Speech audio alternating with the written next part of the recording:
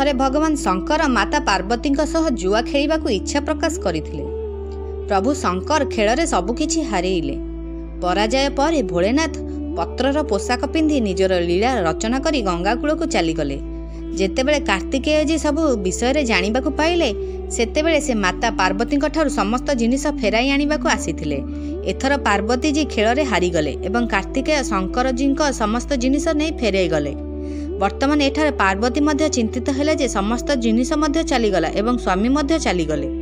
जेतेबेले पार्वती जी तांको प्रिय पुत्र गणेश को तांको दुख विषय कहले सेतेबेले मातृभक्त गणेश जी निजे खेल खेलिबा पई भगवान शंकर निकट में पहुँचिले। गणेश जी जीतिले एवं फेरी आसी तांको विजयर खबर माता को जणाइले। एहा उपरे पार्वती कहिथिले जे से तांको पितांको सांगरे आनिथे। एहा उपरे पार्वती कहिथिले जे से तांको पितांको सांगरे आनिथान्ते। गणेश जी तापर भोलेनाथ को खोजिबाकु बाहरिले। से हरिद्वार रे भोलेनाथ को भेटिले। सेही समय भोलेनाथ भगवान विष्णु एवं कार्तिकेयଙ୍କ सह यात्रा करुथिले। पार्वती ऊपर क्रोधित होई भोलेनाथ फेरिबाकु मना करि देइथिले।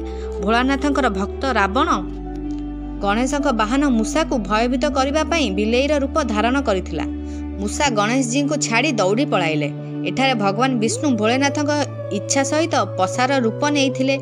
गणेश जी तांको माँ को दुखित होई भोलेनाथ विषय कहले। यह उपरे भोलेनाथ कहिसंती जे आमको नुआ पसा तैयारी करिछि। जदि तुमे माँ पुणी खेल खेलिबाकु राजी हुआ तेबे मु फेरी पारे, नहले आउ घर को फेरिबिनी। गणेश जी निश्चिंतता उपरे भोलेनाथ पार्वती को जाई खेल खेलिबाकु कहिथिले। पार्वती यह देखि हसी कहले, वर्तमान सेठार कौन अछि जहा सहित खेल खेलिबा। यह सुनी भोलेनाथ चुप होई गले। यह उपरे नारद जी तांको तांकर इत्यादि देइथिले। एही खेल रे भोलेनाथ प्रत्येक थर जितिबा आरंभ करथिले। दुई थर फिंगिबा पर गणेश जी सबुकिछि बुझी पारले एवं भगवान विष्णु माता पार्वती को एक पसार रूप नेबार रहस्य कहिले। यह सुनी पार्वती जी रागी गले। रावण माँ को मनाइबा पई चेष्टा कला किंतु तांको क्रोध कमिला नहीं एवं क्रोधरू से भोलानाथ को अभिशाप देले जे गंगाधर स्रोतर भार तांको मुंडरे रहिबो। नारद जी केबे गोटिए स्थान रे रही परिबे नाही।